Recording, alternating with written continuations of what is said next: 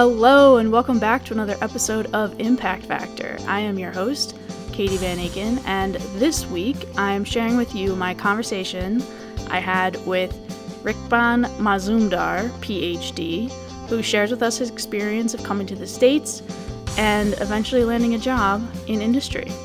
So, hope you enjoy.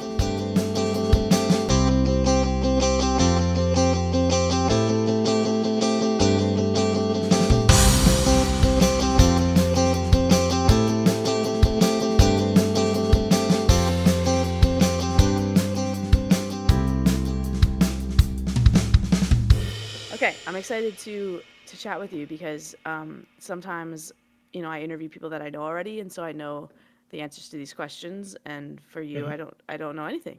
So Right. this is Yeah. this is great. So why don't you start by telling me um, a little bit about your, we can go back to your bachelor's um, Okay. and what you were studying, and at what point you sort of decided you wanted to pursue a PhD. Okay. So I did my undergrad from India, Okay. and I had three majors, which was biochemistry, biotechnology, and chemistry.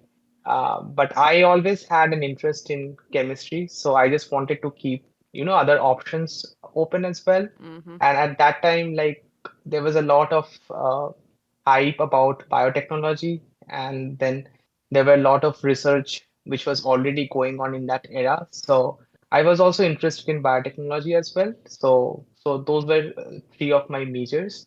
And I did my undergraduate from Osmania University, that is in Hyderabad, India. Okay. And so basically for the undergrad, we did not have any kind of research like per se. So it was just a curriculum based, like a 3 year course and all. After that, what happened was that I I actually had a job offer after the end of my bachelor's. Okay. So so I actually had a job offer, and I thought uh, I should try probably and see how that works. So I got my first job, and I worked in a company called Dr. Reddy Laboratories. That's also in Hyderabad. Mm-hmm. So it's a pharmaceutical company, and I was working as an analytical chemist over there. Okay. Uh, but when I went and when I started working, right, at that moment, it hit that this place is not for me. Mm. Like I wanted to higher studies, and then just after a 1 year of experience and then how the pharma world looks like, I decided to pursue my master's, and I did my master's in chemistry from a university called Vellore Institute of Technology. That's also in India. Okay. So there, my specialization was completely in organic chemistry, Hmm. and so in that we had like for the last 6 months of the course, there was an option of to pursue research. So at that time, I wanted to try out, and I started working and reaching out to different professors in India with different universities. And I finally got an internship at a prestigious university, that is IIT Mumbai. Mm-hmm. So there I had the chance of working with Professor Rodney Fernandez uh, to carry out my research, and that was completely in organic synthesis, methodology, asymmetric synthesis. It was completely organic chemistry. Hmm. So once that kicked in, and I was like doing my research and all, that was a time when I decided that I want to do my PhD, and it was like I would say that that motivation was partly from me, as well as it was partly from my faculty and my Mm-hmm. mentors, because they also like they advised me like, right, it's good for you that if you continue your further studies and further research and everything like that. So and I also wanted to do that, so that's why at the end of it, like I took a break, I did some courses and all, and then I applied for the PhD in US. Wow. So that's so interesting. So, you know, it, this is, I'm sure there's some like quote about this, but like all the decisions you make, Yeah. in your life lead you here, right? And so, your job opportunity Hmm. sent you back to school, and then you were lucky enough to kind of try or feel like you wanted to try the research thing, and that led you to get your PhD. Did you did you just like research as a whole, or did you feel like you wanted to um, study chemistry like deeper? Do you know what I mean? So I like the concept of research. Yeah. So basically, like when I started doing the research for my project, like for my 6 months of internship, at that time, like what really sort of made my interest was that whatever chemistry that we were doing, right? We were synthesizing compounds, we were doing isolation and like studying the behavior of the molecule and as such. But also those compounds had interesting medicinal properties. So, Mm. so since I already had a background of the pharma company, right? Like Mm-hmm. then my then what intrigued me was that like these molecules also have medicinal chemistry and these molecules eventually are going to become drugs. So that's what like made me like think about that thing, like then okay, let me synthesize compounds, do the isolation and all those kind of usual, all organ like everyone does that. But then if I Yeah. can use this kind of technology and then can make compounds which can also Mm. act as drugs, so that's something that really interested me. Cool. Yeah, Yeah, that's cool. So you saw the potential of kind of what you were working on and yeah, how it could benefit the world, which yeah, is yeah, always a cool feeling. yeah, yeah. Um, when you were applying to PhD programs, and well, did you definitely want to come to the U.S. and what types of programs were you applying to? So so this is actually a funny story. Like I have a very close friend. We are from the same batch. Like we did our masters, and he wanted to do his PhD from Canada because for Okay, some reason. And then sure. like we were hanging out and all, and then we like decided like okay, let me also apply for some places like I'm definitely applying to US, but let me also try and apply to Canada as well. So basically, US and Canada are those two places where I have actually like applied for my PhD. Okay. And I did not get acceptance from Canada, Mm-hmm. but I got acceptance from this University of Illinois at Chicago, and Mm-hmm. and and that's what like I decided to come here. That's great. Yeah. Um, what did were you looking for organic chemistry programs or other types of chemistry I programs? was looking for organic chemistry programs. Okay. Yeah, yeah, yeah. Yeah. And what did you think about where is that? Is that in Detroit? Where is that? I No, said it was Detroit. in Chicago. Chicago. I don't know why I Yeah. said Detroit. They're the same. Yeah, it was in Chicago. Chicago. Yeah, Yeah. So yeah. did you like being in Chicago? Oh, I loved Chicago. That was like Yeah. my sort of I can say that was my second home. And Okay. I have not lived in a big city in India. Yeah. I mean, I have been to very different places, and like I sort of like left my home just after my school. So I did my bachelor's from outside. I did my master's from outside, but it was Mhm. never a big city as such. So Chicago was my first big city experience, and yeah, I love Chicago. The only thing Nice. that I regret was that if Chicago had a milder weather, I would probably be Yeah. living there for my lifetime. But yeah, Yeah. I mean, but I love Chicago and I still love it. Yeah. I hear Yeah. people who live in Chicago or come from Chicago are all very much fans of it, I think, except Yeah. for the harsh weather sometimes. Yes, yes, yes. Um, Otherwise, yeah, there's no reason to hate Chicago. Yeah. so tell me about your research group um, when you were at U Chicago, It was sorry, it was UIC. So it UIC. University of Yeah, sorry. yeah, so yeah, it's not U Chicago, it's University of Illinois at Chicago. So it's Okay, UIC. Yeah. UIC. Great. Yeah.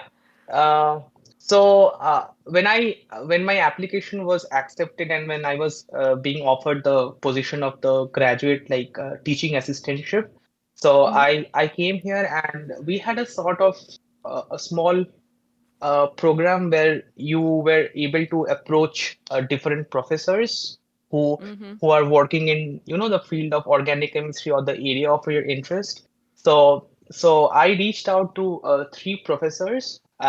So the thing that I would like to say here is that I did my research before coming, where like when I got my acceptance letter, right? So at that time, like I started researching about the different professors who were in the university.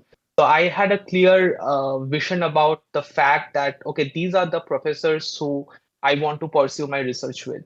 So Mm-hmm. that's a very important thing. Like if you are really interested in doing a PhD and a PhD, it's better to have a clear understanding of what kind of work that you are looking for, and if there are professors who are available for that particular kind of work. So I made my research, and then once I came here, I reached out to them via email, and then they also said that okay, we know that you are here, and since it's a like a formality for the department, so we would Mm-hmm. like to schedule a meeting where we can discuss both about your interest and what kind of work that we are doing, what kind of funds we have, and then it also depends on whether he's interested in me, right? Because there are Mm-hmm. other students who are also approaching the same faculty.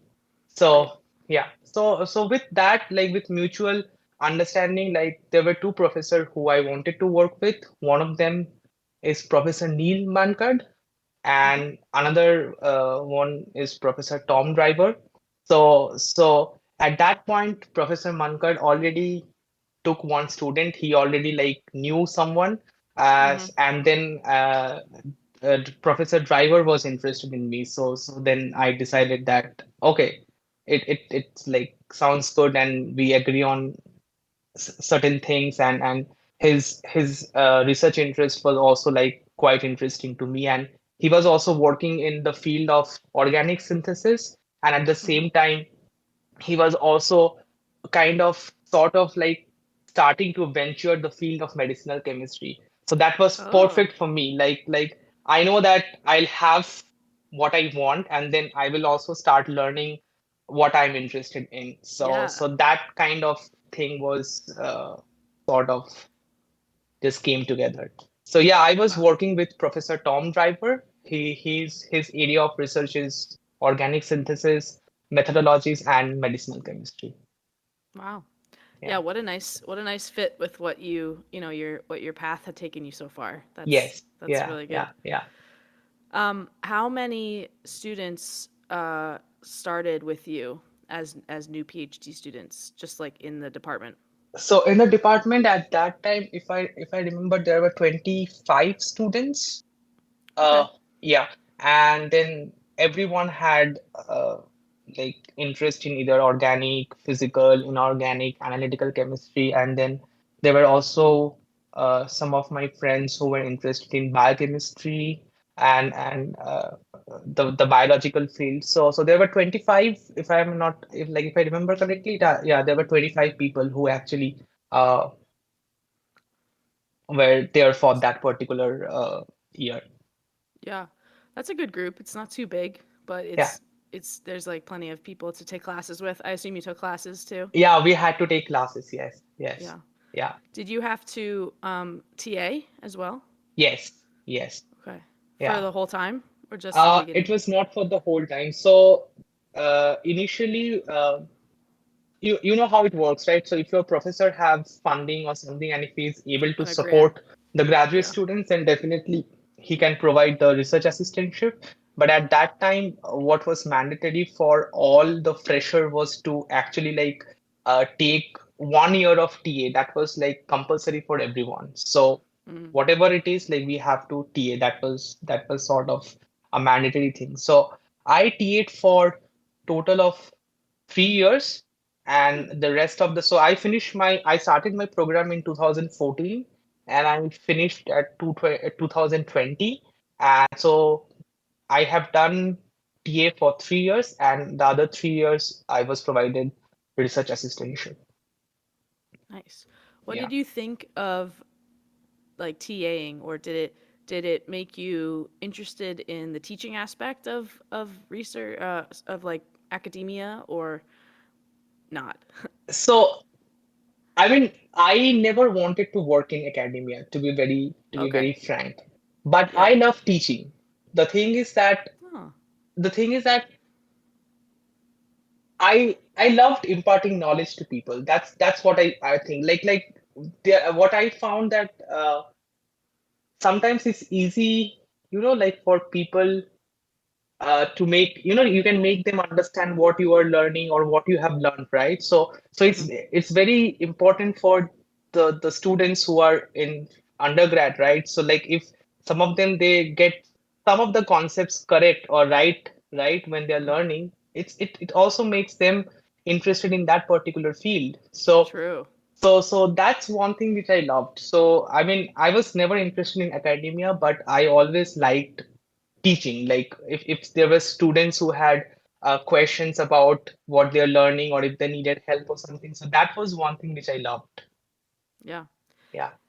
Yeah, that's great. I think that PhD students not not should, but it's a good experience to have to TA Yeah. and experience that, because if you're going to be in academia, you're going to need to do that a lot. Right. Um, and if you're not, even in industry, I've had times where I'm mentoring, Yeah. newer employees or younger engineers, and being able to teach and explain something complex is a valuable skill.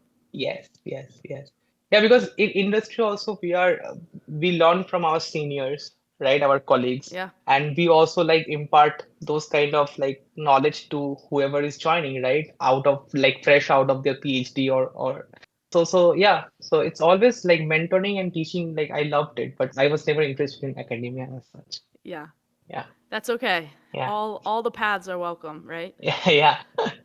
Um, so tell me a little bit, um, in general, or like high level, what Mhm. your research was, um, what your project or your dissertation focused on. Okay. So Speaking of teaching, yeah. speaking of teaching to someone who doesn't know anything about it, Yeah. So, here you go. yeah, I'll try to explain you like in simple terms or Great. not to make it very complicated. So, I was basically working on some methodology where we can synthesize some small molecules through different type of catalysis, right? Okay. Yep. Because we know that there are several ways to make a molecule, right? But Mm-hmm. then we need to also know that what are the different aspects. For example, if you can make a molecule, say you can do 20 steps to make a molecule, right? Mm. But Mm-hmm. that also like includes lot of uh, like amount, like lot of reagents, lot of waste and everything, right? So, but then if you come up with a method where you can synthesize the same molecule, let's say in 2 or 3 steps, right? Then Yep.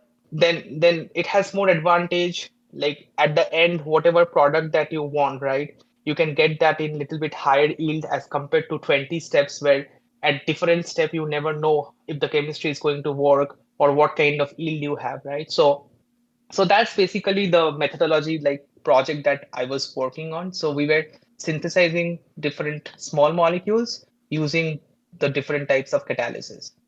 And interestingly, what happened was what some of the molecules that we synthesized for my project was also found to be active for a project that we were working with a pulmonary artery hypertension. So that's a disease. Uh, Huh. yeah, it's a disease. It's not very common disease, but it does have like a lot of repercussions and all, and there is no cure for the disease. So once it is diagnosed, like the median rate of survival is only 5 to 10 years. So we had a collaboration with the medicinal department of UIC. So those kind of molecules that I synthesized for my project, they were also found to be useful for those kind of like targets that we were working on. So That's so cool, because yeah, it's maybe, well, from my perspective, but maybe not. It feels unique that you are working on something as basic science as synthesis and methodology, and you're also seeing it be applied, to a in this case medical uh, project as well. Yeah, yeah. So Very that cool. was, yeah, that was really actually cool. Yeah. Yeah. Um, okay, so let's fast forward a little bit. Mhm. So you are um, wrapping up your PhD. Do you Mhm. have a sense for, or at the time you're wrapping up your PhD, do you have a sense for what you wanted to do next? Yes, I did have some sense, but then, uh, so since I'm an international student, so we also have, like there are certain like visa restrictions and all this kind of stuff. So at that time, so being an international student and on student visa is called F1 visa. So Mm-hmm. so after certain time, like when you are graduating, right? So you have like 3 years of the same student visa. So that was one kind of thing that was sort of a restriction for me because I tried to apply for the industry jobs, but at that time, what people were looking at, like some experience after PhD or some Mm, more and then also at that time, like people were not sponsoring because we were that was one thing. I had a sense of like to what to do next. So then I applied but then I did not take my chances. So I applied to industry as well as I applied to other universities for mm-hmm. postdoc. So then I actually fortunately like got an offer from Scripps Research. It's in California. Mm, So there I got an offer about medicinal chemistry postdoc.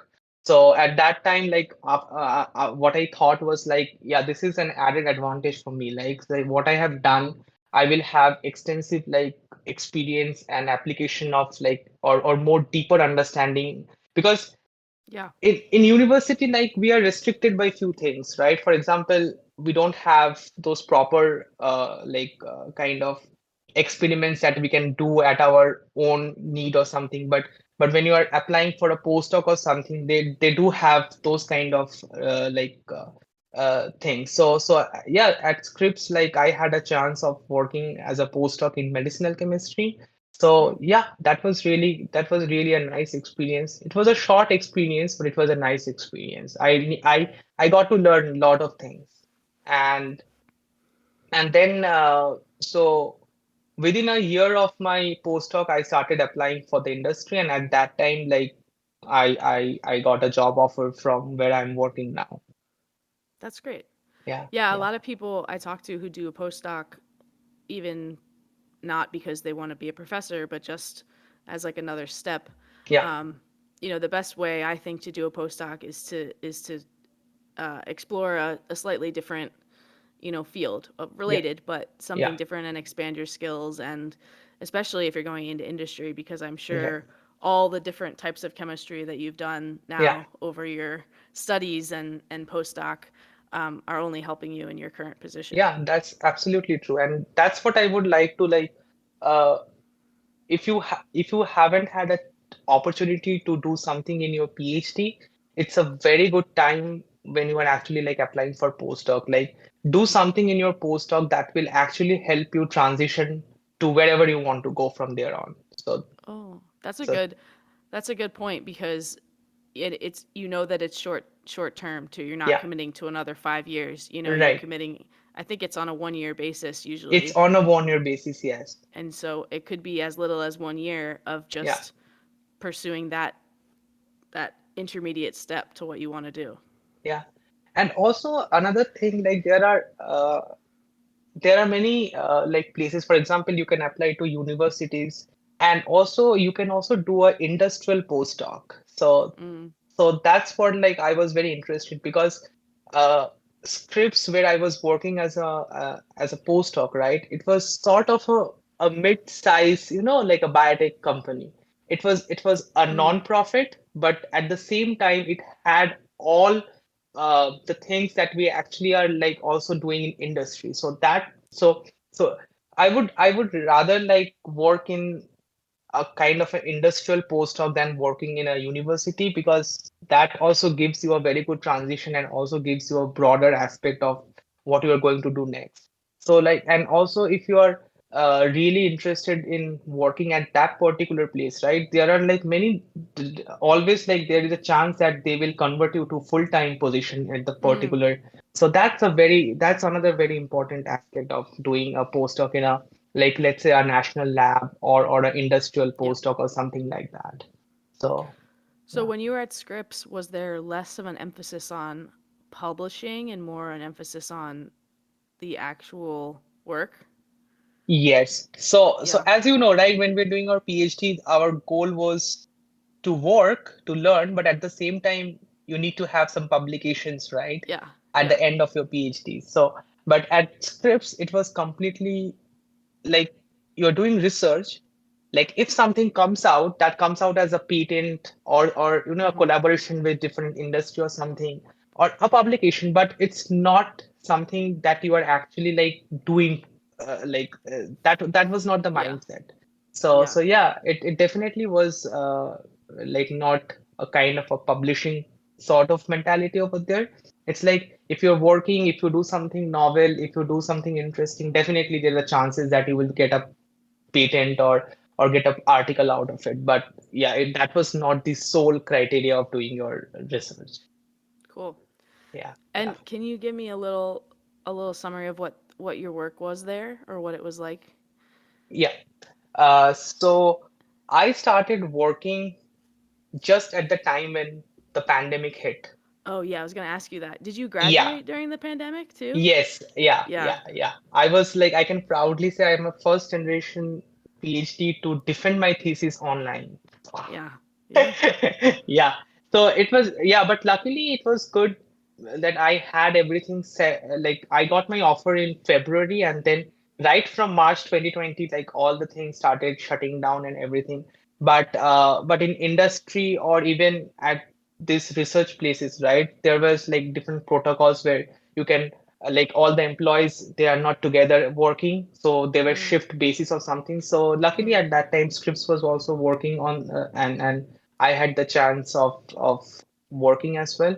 So there, interestingly, what happened was we got a big funding from NIH about the COVID-19 uh, oh. thing. So it was from the Melinda and Gates Foundation. Yep. So and also from NIH, those they had a very good like grant for doing research on COVID-19. So I was luckily a part of that, and so we were working on identifying a small molecule that was going to target the COVID-19 virus. uh, Oh. so simultaneously, if you know that the medicine that is now like available for COVID-19 is Paxlovid, right? That's from Yep. Pfizer. So Yep. Pfizer actually started that, and so they did find a molecule which is by a technique called repurposing. So that there was already a molecule which was used, you know, sort of for a different disease or something like that, and they started their finding from that particular molecule. Huh. So we were also working simultaneously on another molecule, taking Pfizer's molecule as an example. But Interesting. we were working on different aspect of the drug. So yeah, I was luckily like part of doing that That's research cool. as well. Yeah. Wow, you really got thrown into a big project at that point, huh? Yes, yes, yes, yes. And yeah, I'm really happy that I got two patents out of it. Wow, that's Yeah, awesome. yeah, yeah. In one Uh, year. yeah, in 1 year. And because after that, like, so after I actually like left the place, there were my colleagues who were working on the same project, so they were continuing that project, and yeah, we got good publications out of it. But Nice. before the COVID-19 that project, I was actually working on another project that was about the malaria. Mm, So we were working on anti-malarial agents as well. wow. Yeah. Another Another worldwide problem. So, Yes, yes, yeah. yes. So Melinda and Gates Foundation is actually basically like they are they support a lot of like funding for infectious disease as well as the Mm, pandemic like HIV, then malaria and all those kind of stuff. So yeah, I was also working on anti-malarial project, and then simultaneously I started working on the COVID-19 project as well. wow. Yeah. Very cool stuff. Very impactful. I like that. Yeah. Um, okay, so tell me what you're doing now. So then like after I finished my postdoc over there, I started applying for my jobs, and I'm now working currently in a company called Adesys. So it's a part of a bigger company called UDC, that is Universal Display Corporation. Mm, So this company basically manufactures the OLED screen, which we have oh on yeah. our phone and all. So it's basically materials chemistry, but we are all uh, closely working with the organic part of it, so organic molecules. Mm-hmm. And then Adesys basically is a CRO, it's a contract research organization, Okay. and we have very big pharmaceutical clients like Pfizer, BMS, Novartis, and Insight, and all other clients, and we get projects from them. So it depends on if what the client needs, and then we are just working with them. Cool. So So, here also we are actually working on uh, like small molecule medicinal chemistry. We are mhm, also working on scaling up, which is called process chemistry. And there's also a manufacturing part of it, but we are not doing it's a separate like unit mhm, inside the company. But basically, what my role over here is anything which we are synthesizing could be from a milligram scale to a gram or a kilogram scale. hmm. So So that's what. for example, if a pharmaceutical company had a contract with you because they know there's a molecule that they want to use in a drug, but Mhm, they don't, but it's not something that can be made in big quantities. They mhm. would hire you to do that processing research Yes, just to sort of design the or yes. see if it's possible to do that. Exactly. So we do we are I am in the R&D like discovery. So we basically like also synthesize different molecules, or different. For example, if a company finds a molecule which is a target, right? A molecule or a hit Mhm. which is supposed to show the uh, the properties which is expected of it, right? So Yep. we do a lot of like SAR studies, like structure activity relationship and all. We Mm. sort of like make different modification to the molecule, and we also like supply them, and then they can do the testing and everything to do the biological studies and all. So once like if a company like figures out that this is particular molecule is actually like going to be a great molecule for this particular disease or whatever they want, right? Then Mhm. when we are synthesizing in small scale, it's like our goal is to synthesize the compound, right? So Yep. we do a lot of chemistry, we do literature search, and or sometimes even the client can provide us procedure for what they have Mm. done, and based on a similar like method we try to do that. So that goal, once it is accomplished, and when we know that this compound is working, then there should be like we need to know how this scale can be taken from a small scale to a larger scale, right? Because Yeah. the chemistry completely varies, right? Yeah. And when we are doing our large scale synthesis, there are different factors also which we should take into account, right? For example, safety is a very big factor, right? Mm. Because you run a small scale, it's fine. You can use any kind of uh, pyrophoric agents. You can use so many different things, and it's like just a chemistry, an organic chemist would do. But when you are taking it to a larger scale, right, you need to know what are the safety things. You need to know how to minimize the waste. You also need to know if you can use different or the eco-friendly like green solvents or something. Oh Those yeah. kind of things are also there. So that's why it's interesting. Like once we have something established on a small scale, then we try to do a sort of a process transfer, and then there are the process chemist who actually takes into account, and then they do the sort of study to make that process, viable for making large quantities of the molecule. Wow, that's very cool. That's Yeah.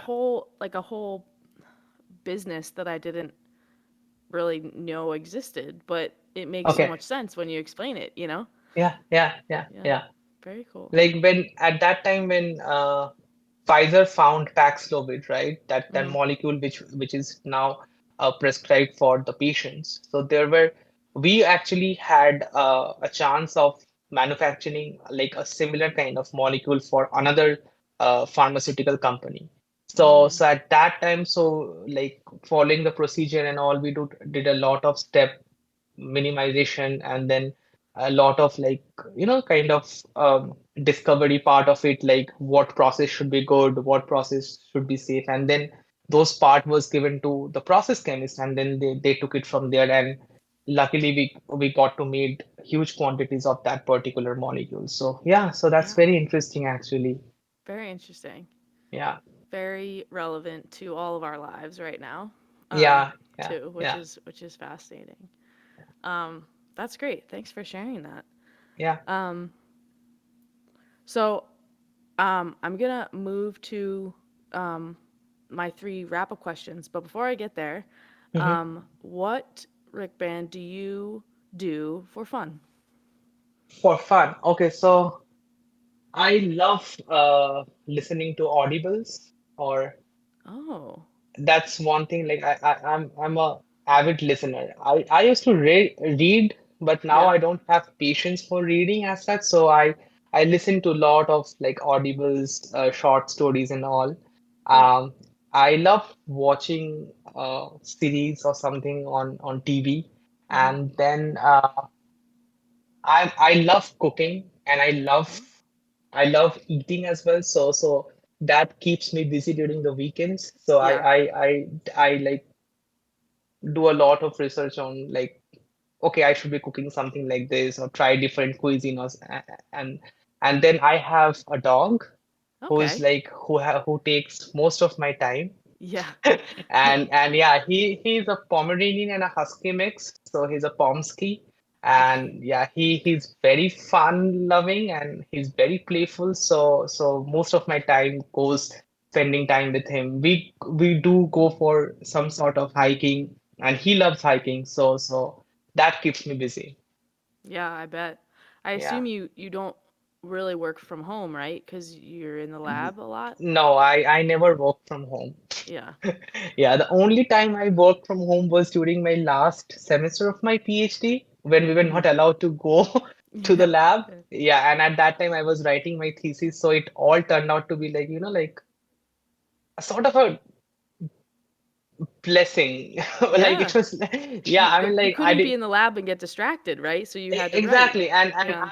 I'm like, I can do multiple work, but then at the same time when I'm writing thesis or something, I really had to focus completely on that. Yeah. So that did reduce a lot of distraction, not going Yeah. to lab and not working. And my That's supervisor was very cool with the fact, because um, so I graduated in May 2020, and I actually informed him in December in October 2019 that I will be graduating around this time. mm, So he was very kind, and he is like that. He's very kind for the senior students, and he completely gives him time for like 5 to 6 months where you don't have too much work to do. You yeah. can only focus on your thesis and applying for jobs and all. Yeah. So that was really nice of him. Yeah, that's good. Yeah, it's Yeah, not like you were asked to like TA a class at the end of, your final year, exactly. which would have Yeah. taken a lot more of your time. A So, lot of time, yeah, especially grading and all. I mean, that did take a yeah. lot of time. Yeah, Yeah. Well, great. yeah, That sounds like quite a list of activities that keep you yeah, busy, which is good. eh, yeah, Um, all right, so I'm gonna move to my three questions. So my first question for you is, can you, thinking back, um, describe something that was challenging in your PhD process? So one thing that was really challenging was that it was completely a different place, a new place to start with, right? Mm. And I did not have any idea about how things work here. It was completely Oh, from a different background, right? I mean, the basic science is fine. We do yeah. we do things everywhere. Science is universal, right? Yep. Everyone does the same thing. But yeah, that culture was a little bit difficult, and sort of adjusting to, the language to understand people. That was some sort of challenging thing. And but when it was in term research, what I found most challenging was to take on a project, right? Because Mm. you never know what project will make you successful and what will not work, right? Until you do a deep dive or something. So there were few projects which had some initial uh, data or something that was already done by our some senior students. So it was that was kind of sort of challenging, like what research or what project should I start with? Because you So don't, it's like a fear of picking the wrong one and then going right, down this right. hole And then, of, like, yeah, I mean, obviously there are failures when you're doing research, right? But it should yeah, not be a long-term failure, right? yeah, Because I mean, if you understand something is not working sooner than later, right? That's always good for you because you're not going to spend a lot of time figuring out something that is not going to work, let's say after 3 years. That's yeah, completely a disaster. So that was really challenging for me, like to sort of find or to get a project that will actually be that will work. So that was, yeah. yeah. Wow, that's a good way to put that. And did it Yeah. also kind of, like, did you feel alone in that decision too, because it was only like it was you as your project, so if it's the wrong one, it's you who will suffer and you alone, right? Yeah, that was a fear. I mean, like that was a main fear. Like if something, because ultimately what we're doing is for us, right? Like Yeah, like if something happens, it's you are the person who have to deal with it. So that fear was, yeah, I would yeah, say it was completely my own uh lone kind of yeah. fear or something that I would say. Yeah. Great. Okay, next question. So you've given a lot of good advice in this conversation already, but is there something specific advice you would give to yourself in your first year of your PhD? Yeah, I would definitely say that do not rush when you're taking decision or when you are Mm, starting something new, right? Give your time, do your research properly, and always it's always better to reach out to people. You should never keep yourself away from asking question, because asking too many question is not bad, because yeah, at the end of the thing, that you are the person who is going to be benefiting from this. So do your research, do ask questions, reach out to people, talk to them. And also another important thing is, like, when you are joining a group, right? It's always better to talk to the students, yeah, right? because You they're you have living a it, right? you have a one-on-one meeting with your professor, it's fine. You have a group meeting, it's fine. But then at the end of the day, you should always be able to talk to the students who are working alone, because you need to know what perspectives they have for their, let's say, for the supervisor, or in general, what about the different, like, lab culture, right? Sometimes lab culture can also make your life very difficult when you're doing a Yep, PhD, right? So you yep, need to know. So it's always better to talk to the lab members to get an idea about the research, and you should always check out the publication website of the professor, right? What kind of funding he or she has, what kind of papers or articles that they have recently published. What is the frequency of their publications, or is it mm, like let's say a research which is stagnant for a lot of time or something? So those kind of things, if you have a general idea, it's always good to have those kind of ideas. yeah.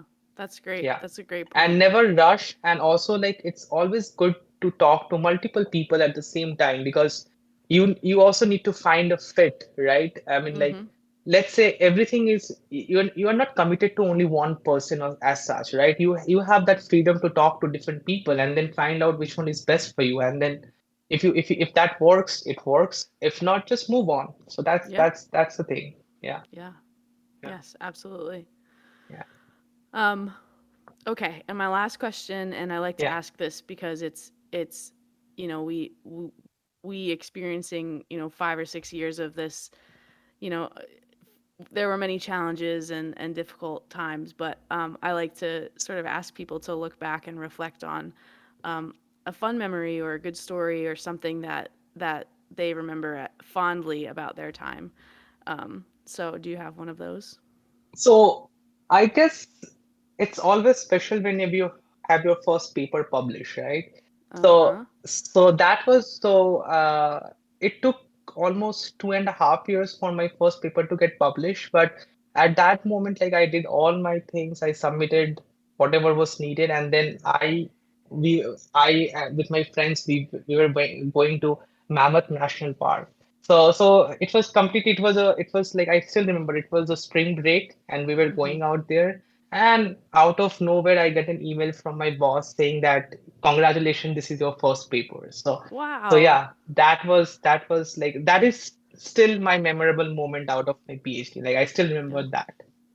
Yeah, that's great. And you were with friends to Yeah, celebrate I was with, with my which is friends and all, nice. and there were other my friends who were also like doing their PhD, and everyone had have their moments and all, and Mm-hmm. like and I'm really blessed to have friends who were very supporting. It Yeah. was never a sort of a jealousy or kind of so that was, I still remember, like we were 7, 8 people, and then I got this message and then I told them, and like we had lot of fun, like after party and all this kind of stuff. So yeah, that still remains as my very special moment for me during my PhD.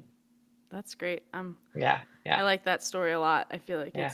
could be in a movie. Yeah. A movie about a PhD, so not A a great movie movie, about a but PhD. Yeah. yeah. Yeah. Um, all right. Well, that wraps up my questions. Rick Brand, thank you so much. Yeah. Is there anything we missed? Anything you want to, add or anything? I think yeah, I think I have given a lot of advice. Yes, you have. You definitely Yeah, have. I yeah, will. but I'll. Yeah. it was so much fun talking to you, but I have never done something like this before. Yeah. So this is also my first time Yeah. experiencing something like this. So this will again be a very special moment for me. Good. Good. Yeah. Yeah, yeah, I find that with a lot of my guests that they've never been on a podcast before because yeah. in what place would they have been? So it's Right. it's really fun to talk to them and have them have that experience. So thanks again. Yeah. Thank you for having me.